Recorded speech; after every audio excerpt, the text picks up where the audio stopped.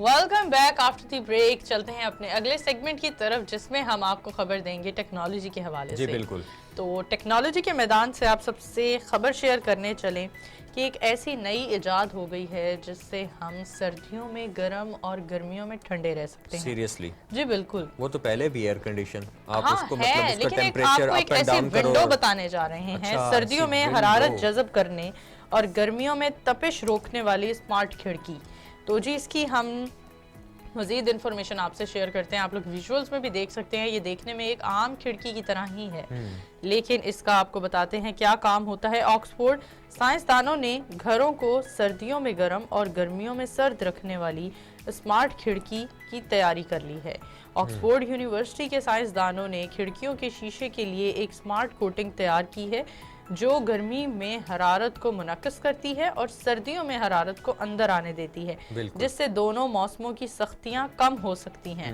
तो एक बड़ी अच्छी इजाद है। आप जस्ट अपनी एक विंडो आप अगर ऐसी लगवा लें, स्मार्ट विंडो लगवा लें, जिसके जरिए आप ये मौसम आपको एंजॉय कर सकते हैं। आप ना सर्दियों में ज्यादा सर्दी लगेगी और ना गर्मियों में ज्यादा गर्मी लग सकती है आपको। इसकी मजीद आप सबसे मालूमात शेयर करें। खिड़की के शीशे पर लगाई गई एक बारीक सी पतरी जो हिद्दत की मिकदार को कंट्रोल करती है और हिद्दत के अलावा सर्दी की मिकदार को भी कंट्रोल करती है।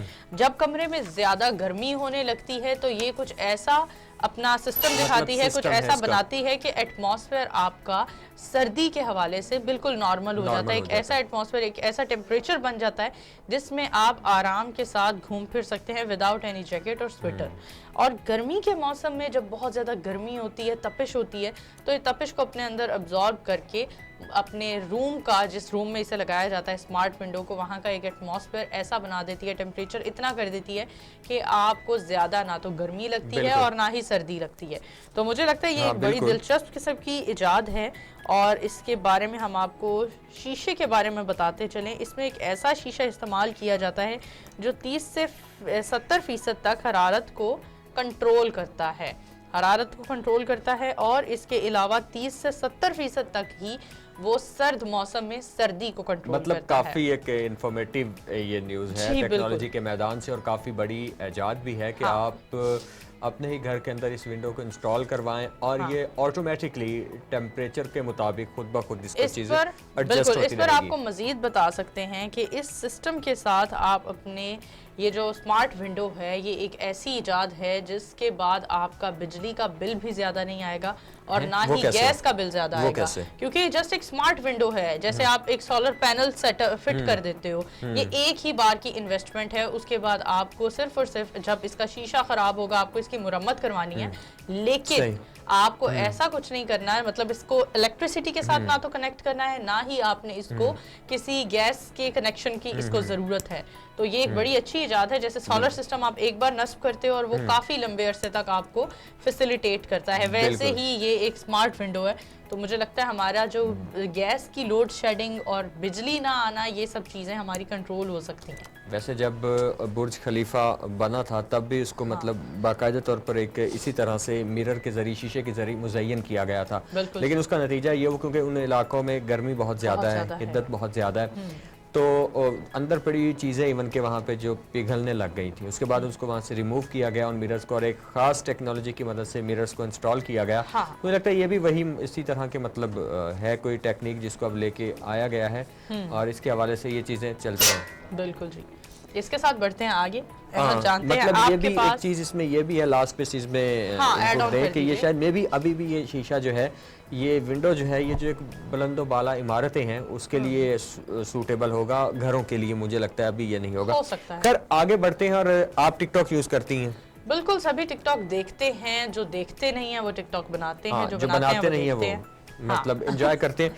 तो कम उम्र सार्फिन के तहफ़्फ़ुज़ के लिए टिकटॉक ने नए निज़ाम पर काम जारी किया है। बेसिकली टिकटॉक के हवाले से कहा जाता था कि इस पे इखलाकी गैर इखलाकी मवाद, हर किस्म का मवाद मौजूद है जिसको सेंसर नहीं किया जाता था। तो बाकायदा तौर पर टिकटॉक ने एक इनिशिएटिव लिया है जिसके हवाले से अब उस जो आपका वहाँ पे कंटेंट होगा उसको कैटेगराइज किया गया है कि आप खुद ऑप्शन के जरिए उसको डिसाइड करोगे कि आपने कौन सा कंटेंट किस तरह का देखना है। रिसर्च आपके साथ शेयर करते हैं और देखते हैं कि इसमें ऐसा क्या है। बिल्कुल जी।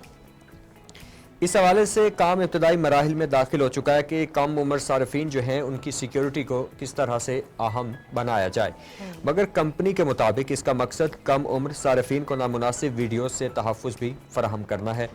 दीगर सोशल मीडिया ऐप्स की तरह टिकटॉक को भी सार्फिन बिलखुसूस बच्चों और नौजवानों के तहफ़्फ़ुज़ के हवाले से स्क्रूटनी का सामना होगा। मतलब प्रॉपर अब इसका चेक एंड बैलेंस है। मेरे ख्याल में बड़ा अच्छा इनिशिएटिव है, बहुत अच्छा इनिशिएटिव है। कम उम्र बच्चों के लिए भी एक ऐसा सिस्टम बन गया है, कुछ ऐसे कानून बना दिए गए हैं जो उनके लिए बेहतर हैं।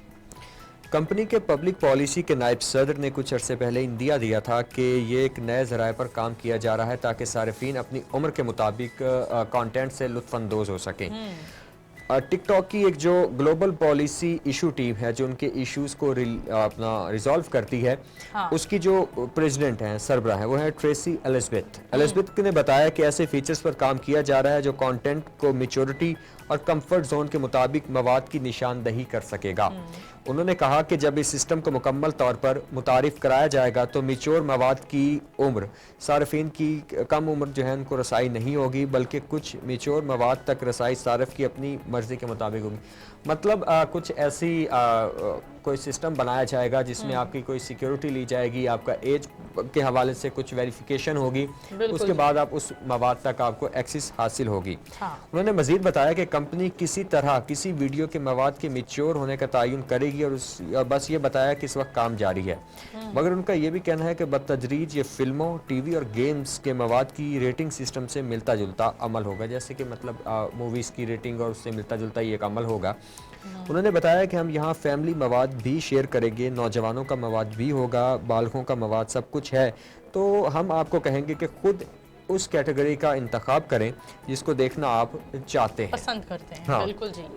तो ये तो मतलब एक ये बड़ी काफ़ी इनिशिएटिव अच्छा है कि आप अपनी उम्र के मुताबिक अपने कंटेंट का इंतखाब करेंगे और उसके बाद आप के ऐप पे उसी तरह का ही कंटेंट चलाया जाएगा। जैसा हमें पिछले दिनों बहुत क्रिटिसिज्म फेस करने को मिला और देखने को मिला कि इस ऐप पर बालिगों के लिए और बच्चों के लिए मुनासिब चीज़ें नहीं है देखने को, वल्गर थोड़ा कंटेंट कहा गया, बनाया जा रहा था, वल्गर बनाया जा रहा है। तो मुझे लगता है अब ये जो एज के हवाले से इन्होंने एक चीज़ें की हैं, तकसीम की है, वो बहुत बेहतर है।